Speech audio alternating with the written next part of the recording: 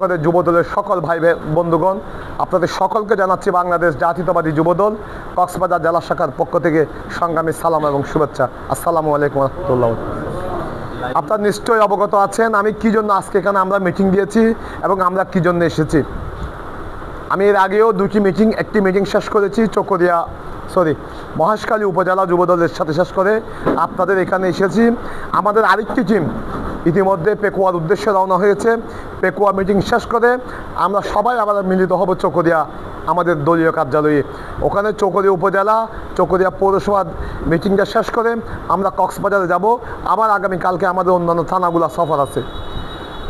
যে আগামী 15 তারিখ আমাদের যুবদলের কেন্দ্রীয় নির্বাহী কমিটির সংগ্রামী সভাপতি, দীর্ঘ 1 বছরের অধিক যিনি কারাগারে ছিলেন, আন্দোলন সংগ্রামের পরীক্ষিত সৈনিক, যিনি সাংগঠনিকভাবে একবার যুবদলের সাধারণ সম্পাদক, বর্তমানে সভাপতি হিসাবে দায়িত্ব পালন করছেন।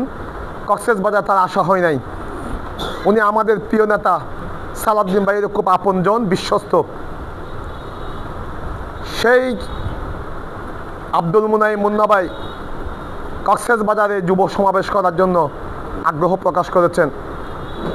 এই জন্য উনি আমাদের সভাপতি সাধারণ সম্পাদককে ঢাকায় ডেকেছিলেন, যে ওনার আগ্রহের কথাটা বলেছিলেন। আমরা বলেছিলাম অবশ্যই আপনি আসুন, আমরা তো আপনাকে চাই। আপনি আসবেন না বিদায় সময় দিতে পারবেন না বিদায় অনেক সময় আমরা আপনাকে দাওয়াত করতে পারি নাই। প্রিয় ভাইয়েরা, আমরা 15 তারিখ একটি বিশাল যুব সমাবেশ আমরা করতে যাচ্ছি। আমাদের এই যুব সমাবেশে আমাদের প্রধান বক্তা হিসাবে আমাদের যুবদল কেন্দ্রীয় নির্বাহী কমিটির সংগ্রামী সাধারণ সম্পাদক, বরিশালের চরফ্যাশন আসন থেকে যাকে নমিনেশন দেওয়া হয়েছে, আমাদের নুরুল ইসলাম নয়ন ভাই প্রধান বক্তা হিসাবে থাকার সম্মতি জ্ঞাপন করেছেন। তো যাই হোক, কক্সবাজারের ঐতিহাসিক পাবলিক হল ময়দানের ওই যুব সমাবেশকে আমরা সফল করতে চাই।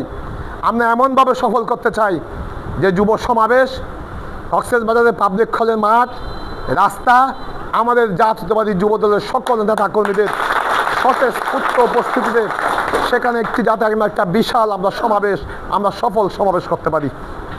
আমি আপনাদেরকে কক্সবাজার থেকে প্রেসিডেন্ট সেক্রেটারি সাবেক ওনাদেরকে ডেকে নিয়ে গিয়েছিলাম। চাইলে ওনাদেরকে মেসেজ দিয়ে আমি এই দায়িত্ব শেষ করতে পারতাম, কিন্তু আপনাদের মাঝে আসার কারণটা হচ্ছে সামনে নির্বাচন। আমাদের যুবদলের যুব সমাবেশ লুকারণ্য হয়ে যেতে হবে। রাস্তাঘাট, মাঠ, ময়দান সব কিছু কি হয়ে যাবে? যুব দলের নেতা কর্মীদের ভরে পরিপূর্ণ হয়ে যেতে হবে। এখন আমাদের একটা বড় সমস্যা হচ্ছে কি জানেন? আমরা যেখানেই যাই, এখানে প্রস্তুতি সভা করলেন, ইউনিয়নে প্রস্তুতি সভা হলো, গাড়ি ভাড়া করা হলো, খাবারের ব্যবস্থা করা হলো, দিন রাত কষ্ট করা হলো, 4 ঘন্টা জার্নি করে কক্সবাজারে গেলাম।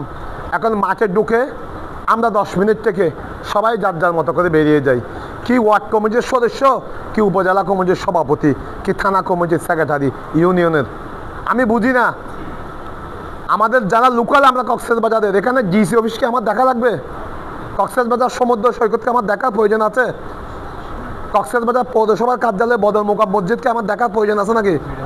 এগুলো তো দেখার প্রয়োজন নাই, কিন্তু তারপরেও আমরা কি করি? মাঠ থেকে খালি হয়ে যাই। আজকের মেসেজ হচ্ছে, যারাই মিটিংয়ে যাবেন, সর্বশেষ যিনি বক্তব্য রাখবেন তার বক্তব্য শেষ না হওয়া পর্যন্ত কেউ মিটিং থেকে বের হবে না।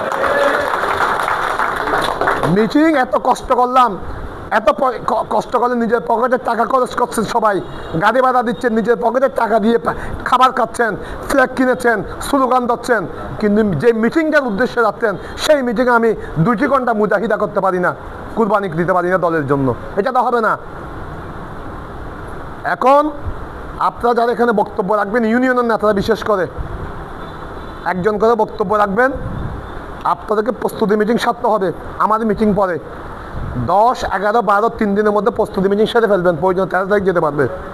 প্রত্যেকটা ইউনিয়নে মিটিং করে 15 তারিখের যুব সমাবেশে আপনারা উপস্থিত হবেন। প্রত্যেকের কাছে এটাই মেসেজ দিবেন যে আমরা মিটিংয়ে ঢুকবো, মিটিং শেষ না হওয়া পর্যন্ত মাতামুহুরী উপজেলা যুবদলের কি ইউনিয়ন, কি ওয়ার্ড, কি গ্রাম, কোনো যুবদলের নেতাকর্মী সমাবেশ থেকে বের হবে না। সে যেখানে জায়গা পাবে সে যদি পৌরসভার সামনে সারিতে জায়গা পাই রাস্তায় সেখানে বসে পড়বে, যেখানে জায়গা পাই সেখানে থাকবে, জিসি অফিসের উপরে পাইলে উপরে থাকবে, যে যেখানে থাকে সেখানে অবস্থান নেবে, সেখান থেকে কেউ কি স্থানচ্যুত হবে না আমরা যতক্ষণ মিটিং শেষ না হয়। প্রিয় ভাইয়ের আমার, আমরা এত সংগ্রাম করেছি ফেসিবাদের বিরুদ্ধে,